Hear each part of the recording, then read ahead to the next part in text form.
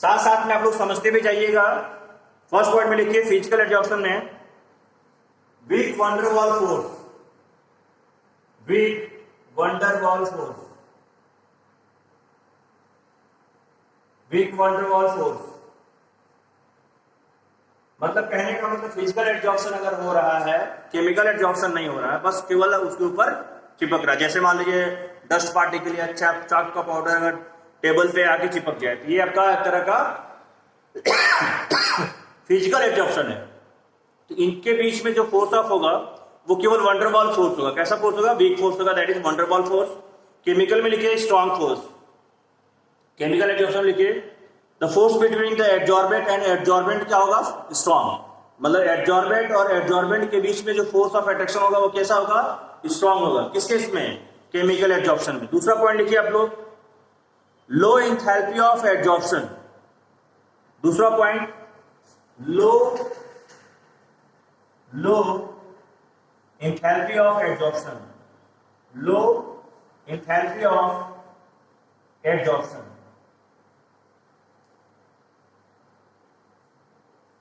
इसमें अभी होता है 20 से 40 किलो जूल, 20 से 40 किलो जूल। इसमें होता है बेटा हाई, ठीक है, और ये 240 के करीब में होगा, 240 किलो जूल, ठीक।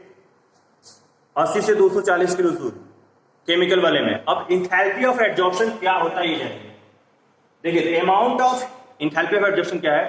The amount of heat required या एब्जॉर्ब, हीट रिक्वायर्ड या एब्जॉर्ब कर रहे हो या इमिट कर रहे हो। अगर 1 मोल एडजॉर्बेंट को एडजॉर्बेंट पे चिपकाने में जितना अमाउंट ऑफ हीट इवॉल्व या एब्जॉर्ब हो रहा है उसको बोलते हैं बेटा enthalpy of adsorption. Enthalpy of adsorption यानी 1 मोल ऑफ सब्सटेंस या 1 mole of adsorbent for adsorption the amount of heat release या absorb is known as enthalpy of adsorption. जो कि इसमें क्या है? बहुत कम है, आसानी से हो जा रहा है, 20 किलो जूल में ही काम हो जा रहा है। यहाँ पे क्या है? हाई इंथैल्पी ऑफ एडजॉर्प्शन है। किसमें? केमिकल में। तीसरा पॉइंट लिखिए decrease with increase in temperature, decrease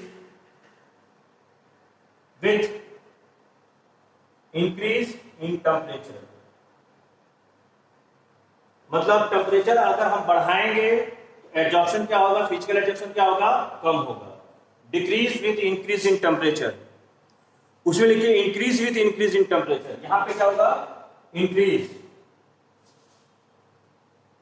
increase in temperature. ये बहुत इंपॉर्टेंट ये वाला पार्ट है। टेम्परेचर का इफेक्ट पूछेगा आपसे फिजिकल में क्या है। अगर टेम्परेचर को हम बढ़ाएंगे तो एडजॉर्प्शन क्या होगा? कम होगा in case of physical adsorption.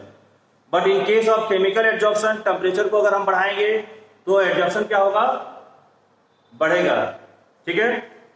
चौथा पॉइंट फिजिकल में it is reversible, it is reversible. ये क्या है? रिवर्सिबल है। और ये क्या है बेटा? Irreversible, irreversible. It is reversible, वो क्या है बेटा? इरिवर्सिबल, ठीक। रिवर्सिबल, इरिवर्सिबल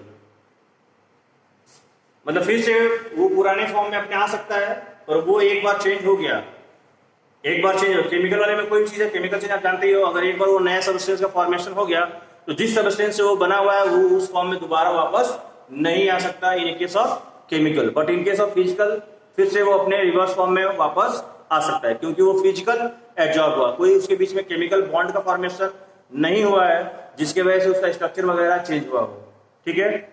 नेक्स्ट पॉइंट लिखिए, पांचवा पॉइंट फिजिकल में it is not specific, it is not specific in nature, it is not specific in nature. Not specific का मतलब ये है कि मतलब कोई भी एडजॉर्बेंट है, अब एडजॉर्बेंट मतलब उस तरह नहीं है कि वो केवल उसी चीज को एडजॉर्ब करेगा जो उसके अनुकूल हो, किसी को भी एडजॉर्ब कर ले रहा है, ठीक है। नॉर्मली मतलब उसका केवल फिजिकल हो रहा है ना, मतलब ऐसा तो नहीं है कोई बॉन्ड वगैरह फॉर्मेशन कर रहा है तो कोई स्पेसिफाइड नहीं है कि नहीं ये चीज है।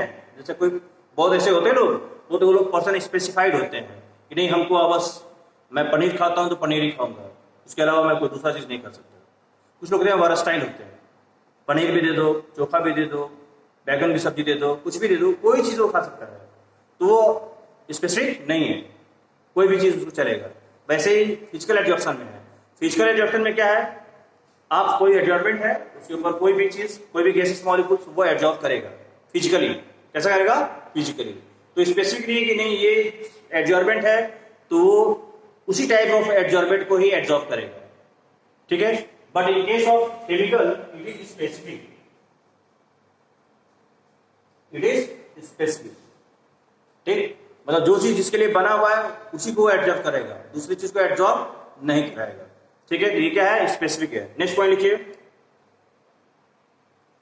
फिजिकल में no activation energy required, no activation energy needed, no activation energy needed. Physical में कोई भी एक्टिवेशन एनर्जी की जरूरत नहीं है। अब जैसे कहने का मतलब ये है, अब सिंपल में एग्जांपल अभी बताया कि एक आदमी है सिर्फ वो पनीर खाता है, तो स्पेसिफिक है, उसके अलावा कोई दूसरा चीज खाएगा नहीं, ठीक है। एक है कुछ भी खा सकता है तो मतलब जो कुछ भी खा सकता है, मान लीजिए आज घर पे कुछ और ही बन गया तो उसको इतना प्रेशर नहीं करना पड़ेगा, यार बेटा आज पनीर की सब्जी नहीं बनी है, आज थोड़ा बैगन की सब्जी बनी है, आज थोड़ा गोभी की सब्जी बनी, खा लो, ठीक है मम्मी खा लूंगा। मतलब उसको ज्यादा कोई एनर्जी देने की जरूरत नहीं पड़ा। और जो पनीर ही केवल खाता है, आज गोभी की सब्जी नहीं खा सकता, ऐसे बोलेगा वो, मतलब आपको बहुत रिक्वेस्ट करना पड़ेगा, बहुत एनर्जी देना पड़ेगा, टॉर्चर करना पड़ेगा, मतलब एक तरह से उसको एक बिल्डअप करना पड़ेगा, एक एनर्जी उसको देना पड़ेगा, मोटिवेट करना पड़ेगा, एक्टिवेट करना पड़ेगा उसको उस चीज को खाने के लिए, क्योंकि वो क्या है? स्पेसिफिक है। कैसा है? स्पेसिफिक है, ठीक ठीक। बात आपको समझ में आई ये चीज कि एक्टिवेशन एनर्जी की जरूरत किसमें पड़ेगा? केमिकल वाले में। इसमें एक्टिवेशन एनर्जी की जरूरत नहीं पड़ेगा। तो no activation energy, no activation energy,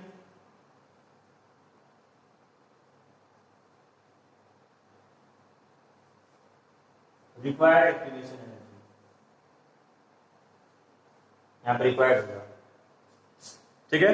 activation energy कहां पे चाहिए या रिक्वायर्ड क्या? हाई एक्टिवेशन एनर्जी चाहिए। अब जैसे एक्टिवेशन एनर्जी का मतलब भी थोड़ा समझ लो, जैसे मान लीजिए आप कोई चीज पढ़ रहे हो तो 2 घंटे में समझ में आ रहा है, अगर कोई आपको अच्छे से उसको समझा दे तो आप उसको 10 मिनट के अंदर ही क्या कर लिए? पढ़ लिए। तो उसने क्या कर दिया? आपकी एक्टिवेशन एनर्जी को घटा दिया, आपकी एक्टिवेशन एनर्जी क्या कर दी? उसने घटा दिया। अब आप 2 घंटे में बहुत ज्यादा चीजें पढ़ सकते हैं, क्योंकि जो चीज 2 घंटा में आप पढ़ रहे थे वो आपने 10 मिनट में ही पढ़ना चालू कर दिया है, क्योंकि उसका कंसेप्ट किसी ने आपको बता दिया अच्छे से, ठीक है। कैटलिस्ट वैसे ही काम करता है। कैटलिस्ट कैटलिस्ट क्या करता है? एक्टिवेशन एनर्जी को कम कर देता है, इसलिए रिएक्शन क्या हो जाता है? फास्ट हो जाता है, ठीक। कम करने का मतलब फिर वही बात, अगर 2 घंटे में आप जो काम कर रहे थे अगर वो 5 मिनट में ही काम करने लगे कोई चीज लगाने की वजह से, तो 2 घंटे में आप बहुत तेजी से करोगे काम ना, वही चीज हुआ। यानी कहने का मतलब जो आपका एक्टिवेशन एनर्जी है वो कम पे ही लाके उसने कर दिया, अब आप उतना ही पे ही काम करने लगे, तो आपको उतना एनर्जी अगर उतना चीज मिले तब कितना और करोगे, यानी उतना और तेजी से करने लगोगे, ठीक है बेटा। तो ये है एक्टिवेशन एनर्जी। नेक्स्ट बेटा, it form multi molecular layer, it form multi molecular layer. इसमें देखो मोनो लेयर, इसमें देखो मल्टी। अभी बोला अगर स्पेसिफिक आप नहीं हो तो कुछ भी खा सकते हो, अगर आप स्पेसिफिक नहीं हो तो आपके ऊपर कोई भी चिपकता जाएगा, एक के ऊपर एक के ऊपर एक के ऊपर एक के ऊपर लेयर फॉर्मेशन होता चला जाएगा। लेकिन आप स्पेसिफिक हो तो एक लेयर फॉर्मेशन होने के बाद दूसरा लेयर फॉर्मेशन नहीं होगा। तो केमिकल वाले में क्या है? मोनो लेयर, और फिजिकल वाले में क्या है बेटा? मल्टी लेयर, ठीक है। क्योंकि आप क्या है? स्पेसिफिक नहीं हो। स्पेसिफिक नहीं हो तो क्या होगा? मल्टी लेयर का फॉर्मेशन होगा।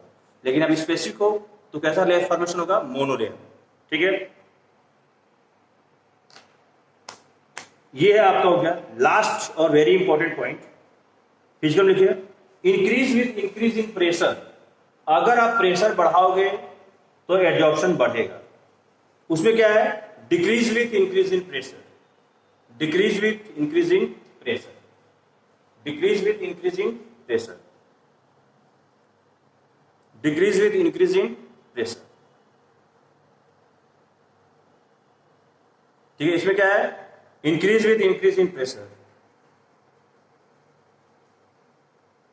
Increase with increase in pressure. ठीक है, तो बोर्ड पे जो लिखा है, जो मैंने बोला है उसको अपने कॉपी पे मेंशन करो पहले।